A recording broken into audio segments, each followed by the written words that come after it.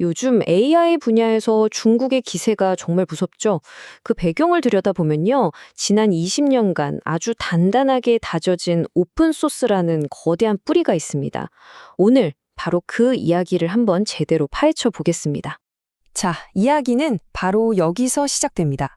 2025년 딥시크 같은 중국산 AI 모델이 갑자기 툭 튀어나와서 세상을 깜짝 놀라게 했죠.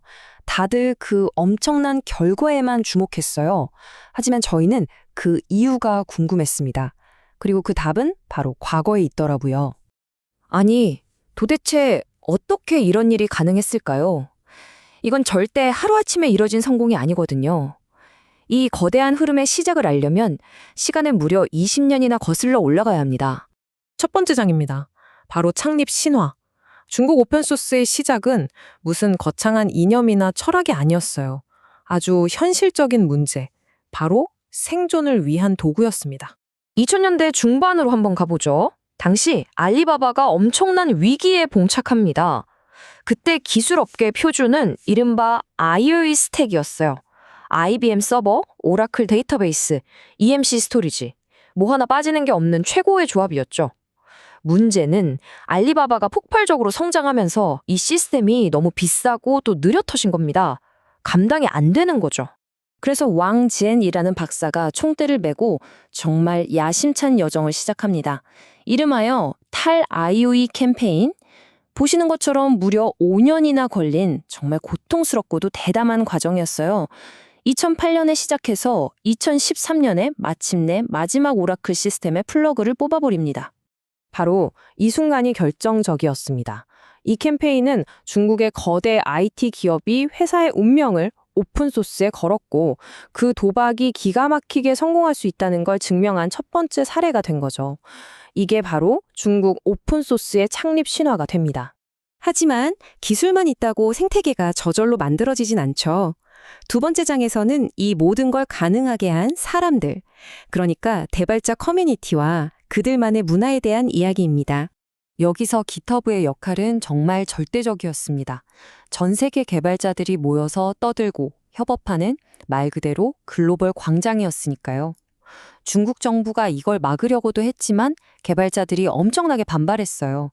결국 깃허브는 살아남았고 중국은 깃허브의 두 번째로 큰 시장이 됩니다. 그리고 이 커뮤니티의 구심점 역할을 한 아주 특별한 조직이 있었어요. 바로 카이 위안서.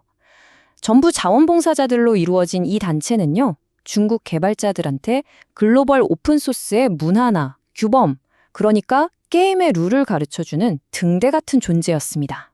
자, 이 커뮤니티가 현실 세계를 어떻게 바꿨는지 보여주는 아주 강력한 사례를 하나 보죠. 먼저 996이라는 단어부터 아셔야 해요. 아침 9시부터 밤 9시까지 주 6일 일하는 정말 말도 안 되는 근무 문화를 뜻하는 말이었습니다. 그런데 2019년에 한 개발자가 깃허브에 996.ICU라는 프로젝트를 만들어요. 996으로 일하다간 중환자실 ICU 간다는 뜻이었죠. 이 저항 운동이 순식간에 퍼져나가면서 보세요. 20만 개가 넘는 스타를 받습니다. 깃허브 역사상 가장 유명한 프로젝트 중 하나가 된 거예요. 그리고 이게 진짜 변화를 만들어냈습니다. 이 개발자들이 시작한 운동이 불과 2년 만에 중국 최고 법원이 996 근무는 불법이다라고 판결하는 정말 역사적인 노동권 승리를 이끌어낸 거죠. 그래서 이 모든 커뮤니티 활동의 결과가 뭐였을까요? 바로 독특한 개발자 문화와 강력한 동기. 이걸 중국에선 오픈소스 정신이라고 부르더라고요. 그냥 기술만 잘 만드는 게 아니라 이걸 세상에 공개해서 실력으로 인정받고 싶다는 어떤 뜨거운 열망 같은 거였죠. 자, 커뮤니티가 성숙해지면서 중국 개발자들도 이제 단순한 소비자에서 창조자로 변신합니다. 그런데 바로 그 순간 전혀 예상치 못했던 거대한 위협과 마주하게 됩니다. 2010년대 중반쯤 되면요, 중국에서 시작된 오픈소스 프로젝트들이 세계적으로 주목받기 시작해요. 여기 보시는 핑캡이나 카일리전스 같은 회사들이 대표적이죠. 벤처 캐피탈 투자도 받고 기술력도 인정받으면서 승승장구했습니다.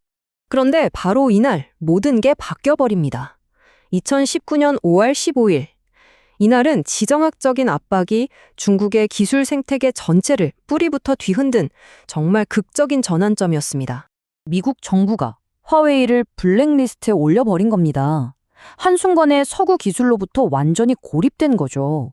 이때 화웨이가 선택한 카드가 바로 오픈소스였습니다. 이건 더 이상 성장을 위한 게 아니었어요. 생존을 위한 몸부림이었죠. 자신들의 플랜 B 프로젝트였던 하모니 OS부터 시작해서 모든 걸 다 오픈소스로 풀어버립니다. 화웨이가 얼마나 진심이었는지 보여주는 아주 놀라운 자료가 있습니다. 이 차트 좀 보세요. 2022년에 리눅스 커널에 가장 많이 기여한 기업 1위가 누군지 아세요? 바로 화웨이입니다.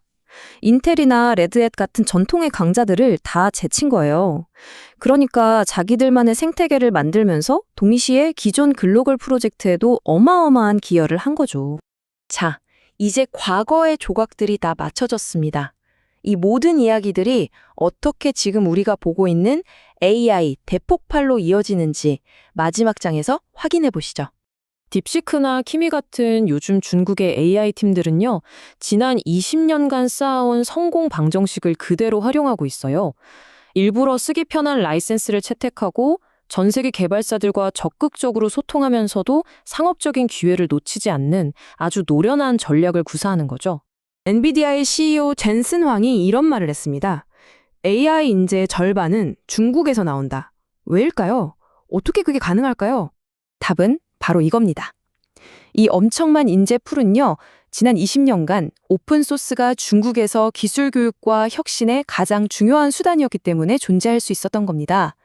말하자면 오픈소스가 곧 대중기술 교육의 교과서이자 실습실이었던 셈이죠. 중국의 오픈소스는 개발자들의 열정과 살아야 한다는 절박함 속에서 자생적으로 태어났습니다. 하지만 이제는 국가 전략의 핵심이 되었죠. 마지막으로 이 질문을 한번 던져봅니다. 이 거대한 흐름 속에서 과연 초심, 그 순수했던 개방성을 계속 지켜나갈 수 있을까요? 미래는 아직 쓰여지지 않았습니다.